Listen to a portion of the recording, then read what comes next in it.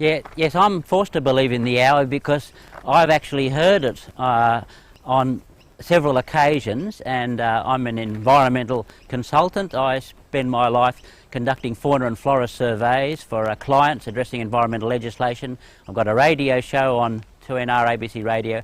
I have to be able to identify all species of mammals, birds, reptiles, amphibians from listeners' descriptions of appearance and calls of local fauna. And from my work I have to be able to identify species from their calls. And on several occasions I've actually been fortunate enough to hear calls that were so remarkable that they couldn't be attributable to any known species.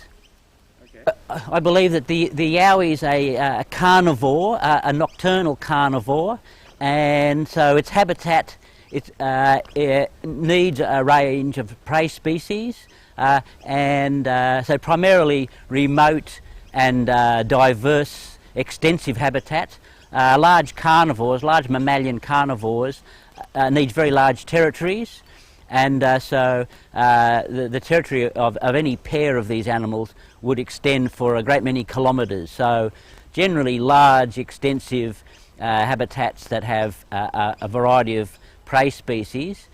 But the actual habitat itself probably doesn't matter. Rainforest, eucalypt forest, wallam country, coastal habitat, any kind of suitable habitat that contains a large number of prey species.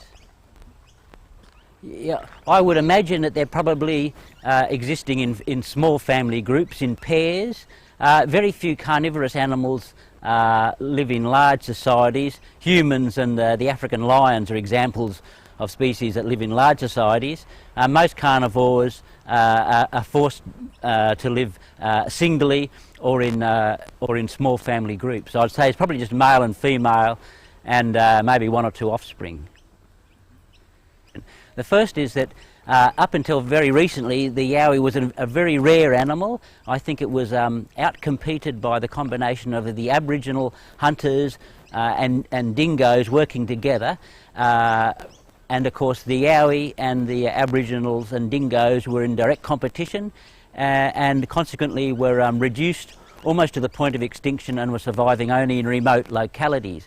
I think it's only since the Aboriginal people have no longer been hunter-gatherers, and the dingoes have been greatly reduced in numbers, that Yowie numbers have been able to increase. The reason that they're so difficult to detect is because they've had to live for scores of thousands of years with these incredibly efficient Aboriginal hunters. They had to be able to avoid tribal peoples. Consequently, they had to be nocturnal, secretive animals. And being carnivores, large carnivores, they need very large territories, so it's difficult to actually come across one in any particular place. And being carnivores, their main method of hunting is, I believe, they're ambush hunters, and consequently they're adapted to closely studying their